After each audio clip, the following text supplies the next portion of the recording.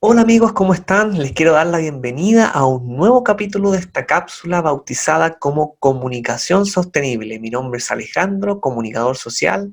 Pueden conocer más de este y otros proyectos en mi sitio web www.alejandrocomunicadorchile.com.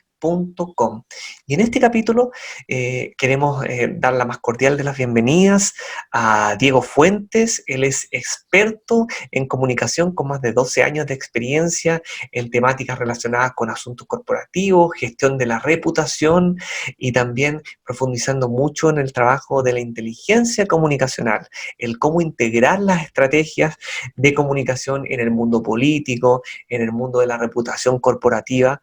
Este espacio está dedicado para todos los comunicadores o para todos los profesionales que están interesados en poder ahondar más en el concepto de la comunicación y poder transformar la comunicación en una herramienta que realmente pueda cambiar el mundo. Para eso es este espacio y para eso es que le doy la más cordial de las bienvenidas a Diego a Comunicación Sostenible. ¿Cómo estás, Diego? Muy bien, Alejandro, muchas gracias por la invitación a esta cápsula de comunicación sostenible, porque sin duda hoy día es súper necesario poder ir conectando en el fondo con las nuevas audiencias a propósito de estos nuevos desafíos que nos está poniendo esta nueva sociedad en nuestro país. Así que muchas gracias. Diego, la primera pregunta que te quiero hacer desde un punto de vista personal, hemos vivido un 2020 muy duro y con dos acontecimientos que son tremendamente relevantes para nuestro país. En primer lugar, todas las consecuencias del estallido social y este proceso del plebiscito constitucional, en donde tenemos que tomar una decisión tremenda como país si queremos o no una nueva constitución. Y por otro lado, están todas las consecuencias respecto al COVID-19, consecuencias sociales, económicas, medioambientales, políticas y de diversa índole. Desde tu punto de vista como comunicador, ¿cuál es la reflexión más profunda que tú has podido digerir de todos estos meses? ¿Ha cambiado en algo tu percepción y la relevancia que cobra la comunicación en este contexto en particular? Absolutamente, Alejandro. Yo creo que hoy más que nunca es una buena cosa para los que nos dedicamos a la comunicación, porque nos hemos vuelto por primera vez, yo te digo que en más de 15 años de experiencia, nos hemos vuelto increíblemente relevantes, ¿ya? Y nos hemos vuelto relevantes simplemente porque, tal cual tú decías, el mundo está viviendo transformaciones profundas. Y esas transformaciones profundas tienen que ver con el cambio climático, como bien decías, tiene que ver con la pandemia, tiene que ver con el fin del patriarcado, tiene que ver también bueno, con fenómenos que también Chile no está ajeno. Entonces, todos esos cambios en ejes transformacionales están ocurriendo de manera simultánea, ¿ya? Entonces, de cierta manera, han provocado un nivel de energía que la historia no había visto, ¿ya? La única forma de que los líderes y las instituciones que hoy día están probablemente en un escenario de cambio completo, ¿ya? A muchos intelectuales están hablando de que estamos en un fin de un ciclo y hemos entrado en un proceso de transición, ¿ya? Pero la única forma, o sea, como la única certidumbre, ¿ya? Es el cambio constante. Lo único que sabemos es que está todo cambiando muy rápido, está todo muy acelerado. Y cuando creíamos que era imposible que el mundo se acelerara más, viene la pandemia y lo acelera todo más, ¿ya? Y también desmitifica muchas cosas que pensábamos que eran imposibles, como por ejemplo sabíamos que el tránsito al trabajo, al teletrabajo, era una opción, pero la pandemia nos enseñó en 3 meses que era absolutamente factible y que además podíamos ser más eficientes. Entonces, todos estos fenómenos que están ocurriendo son los comunicadores, ¿ya? Dentro de las organizaciones, sean públicas o privadas, son aquellos que están encargados de cierta manera de comprender, de entender, de ser la piel con la calle de las organizaciones, ¿ya? Entonces, hemos hablado todo el tiempo de esta desconexión con las élites, ¿ya? O donde todo se traduce, si es que lo habláramos en términos de la ciencia política, todo se traduce desde un clivaje que es el pueblo contra las élites, ¿ya? Entonces, las organizaciones hoy día todas, en este como checklist de legitimidad que está haciendo la ciudadanía, ¿ya? Lo que de cierta manera tiene que hacer es hacer lo posible, y eso es a través mayormente de la sostenibilidad, de los ODS, de la reputación, ¿ya? Es tratar de ponerse del lado de la gente y salirse un poco de su categoría de élite, ¿ya? Pero todos estos fenómenos requieren de una comprensión que ciertamente no viene de las élites, ¿ya? Son en el fondo, hay que sacar como el kit de herramientas tradicionales, no vas a encontrar ninguna respuesta. Hay que ir a buscarlo al kit de herramientas que hoy día recién se está formando, y ese es el rol que tienen hoy día los comunicadores. Por un lado, anticiparse, comprender los fenómenos, llevárselo a los tomadores de decisión para que ellos finalmente puedan ir conduciendo de manera sostenible a las organizaciones. Desde ese punto de vista, Diego, y haciendo un análisis, saliéndonos un poco de Chile, más de Latinoamérica, nosotros tenemos un modelo latinoamericano que hemos construido, un modelo de bienestar, un modelo de sociedad que ha tenido muchas cosas buenas, pero ha tenido grandes grietas también que se han develado con el COVID-19. Dentro de esas grietas, ¿cuáles crees que son las principales fallas que hemos tenido como modelo de desarrollo respecto a temas comunicacionales? ¿Cuáles han sido los grandes errores que hemos cometido como sociedad latinoamericana que nos ha llevado a aumentar los índices de desigualdad, a ver que los temas medioambientales siguen creciendo y seguimos haciéndole un daño tremendo al medio ambiente? ¿Qué ha pasado? ¿Hay una poca articulación entre el mundo público-privado? ¿Hay una poca empatía del trabajo de las empresas y el mundo público con las comunidades? ¿Hay políticas públicas que son más reactivas que proactivas? ¿Cuál dirías tú que es como la gran señal o como el gran error que hemos cometido que nos ha llevado a darnos cuenta que este modelo no va para más? Yo creo que, yo creo que todo lo que tú dices es cierto. Es decir, el problema de lo que estamos viendo hoy día, que estamos viendo como un nivel de energía nunca antes visto, porque está ocurriendo todo al mismo tiempo. Entonces, es todo lo que tú mencionabas, pero yo creo que a mi juicio el mayor problema que ocurre, especialmente en Latinoamérica, es que básicamente nos hemos concentrado en un modelo capitalista, que ese modelo también neoliberal, que en el fondo ha predominado, yo diría mayormente en los países de Latinoamérica, objetivamente han estado concentrados en la maximización de utilidades en el menor tiempo posible, ¿ya? Y eso, de cierta manera, implica que todos los impactos positivos relativos a lo social, a lo medioambiental, a todos los otros grupos de interés, no sea especialmente relevante, ¿ya? Y eso también, si uno lo relaciona desde el Estado hoy día es un Estado más bien en varios países de Latinoamérica, no en todos, pero en la gran mayoría donde impera este modelo, son Estados más bien subsidiarios, que de cierta manera esperan que el mercado solucione todo, y la verdad que nos hemos dado cuenta de que el mercado tiene cosas muy buenas, pero también tiene cosas muy malas, ¿ya? Entonces, en ese contexto yo creo que estamos en un momento para poder hacer reformas, para poder hacer transformaciones, y yo creo que una de las cosas también que nos ha ido pasando es que hemos ido perdiendo la reputación, ¿ya? Y es por eso que hoy día la gente solo le cree a la gente le cree a sus pares, pero piensa tú, Alejandro, por ejemplo, cómo nos comunicábamos hace 10 años. Hace 10 años nos comunicábamos a través de, si lo lleváramos a la comunicación, puramente puro y duro, nos comunicábamos a través de la publicidad mayormente. Cuando hablábamos de comunicación institucional, lo que hacíamos era relaciones públicas, pero más que todo centrado en un comunicado de prensa, ¿ya? Eso es comunicación unidireccional, ¿ya? Y así, y el marketing solamente se preocupaba del consumidor, de la conducta de compra.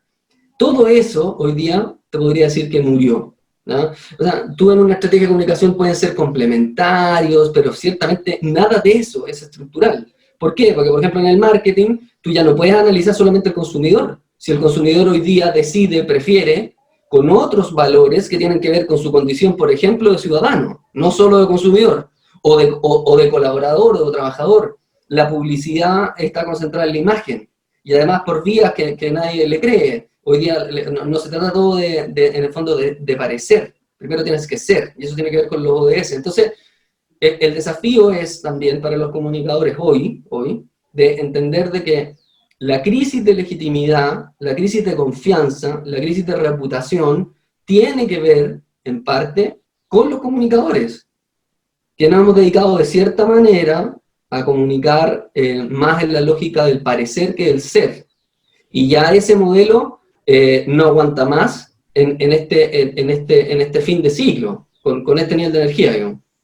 Y desde ese punto de vista, Diego, centrémonos un poco ahora en la relevancia que tiene la comunicación y las formas que tienen los medios de comunicación de poder dar a conocer ciertas noticias o ciertas tendencias de lo que está pasando en Latinoamérica y en Chile. Nos hemos dado cuenta que abundan las columnas de opinión, abundan los reportajes, abundan los programas de entrevista en los medios de comunicación, pero al menos yo tengo la percepción de que nos hemos olvidado un poco de la relevancia de los datos y de la información a nosotros formarnos un criterio respecto a una realidad en particular. Y a eso se suma que en las redes sociales está lleno de opinión, está lleno de contenido. Dentro de todo este contexto que estamos viviendo, Diego, ¿qué relevancia cumplen los datos, la información dura y el poder nosotros como ciudadanos o también los comunicadores poder contrastar los datos y formando un juicio propio respecto a esa información? Sí, pues yo cuando partía diciendo de que hay que ir a buscar el kit de herramientas no tradicional, ¿ya? Me refiero especialmente a esto, ¿ya? O sea, durante mucho tiempo, yo cuando era gerente general, por ejemplo, en una multinacional de relaciones públicas, teníamos herramientas que eran súper claras, ¿cachai? Y eso tenía que ver más bien con, por ejemplo, gestionar prensa, hacer lobby, ¿ya? Pero eso era tratar de influir en los que hoy día ya no influyen, ¿ya? Entonces, lo que está pasando hoy día aquí es que la ciudadanía no quiere intermediarios, ¿ya? Y la ciudadanía se expresa con fuerza, mayormente a través del mundo digital, y lo hace a través de un smartphone, que es lo que yo llamo es como su arma de destrucción masiva. Esta presión que logra es tan grande que en toda Latinoamérica y también en el mundo son capaces de presionar para que las decisiones que supuestamente tiene esta verdad social que ocurra o que representa la mayoría digital de la ciudadanía, termina influyendo en el sistema regulatorio. De hecho, nosotros que hacemos inteligencia social, y yo siempre digo qué es la inteligencia, porque uno habla de inteligencia y la gente como que, yo creo como que se asusta, porque dice, o lo asocia a procesos equivocados en el país, o lo asocia a un proceso que es muy complejo, ¿ya? Y la inteligencia no es nada más que una cosa que hacemos todo el tiempo, especialmente los periodistas y los comunicadores, que es hacer análisis de contenido para sacar información estratégica, entregársela a los tomadores de decisión y con eso conducirnos a un estado deseado.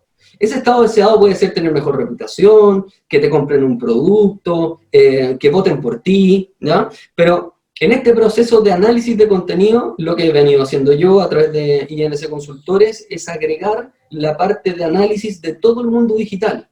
Y para eso ocupamos, en el fondo, inteligencia social, o sea, ocupamos distintos software, pero también ocupamos, te diría que, disciplinas y profesionales que antiguamente ni siquiera se consideraban, digamos. O sea, estamos haciendo etnografía digital, pero para eso necesitamos sociólogos que entiendan el mundo digital, necesitamos cientistas de datos, pero necesitamos que un periodista sea capaz de interpretar los datos del cientista de datos, los datos que ya están mucho más procesados por un sociólogo, desde lo que está ocurriendo en el contexto, pero después eso tiene que pasarle una idea de fuerza para poder orientar a un tomador de decisión. Entonces, es un proceso muy rico, ciertamente no es fácil, pero perderse toda la información que está ocurriendo hoy en el mundo digital, a mi juicio, es cero factible. O sea, no es solamente ineficiente, no puedes jugar en este mundo sin tener, en el fondo, la capacidad de analizar los datos que están ocurriendo en el mundo digital. Como ciudadanos nos cae un poco en la trampa del exceso de información de las redes sociales, del exceso de opinión en las redes sociales.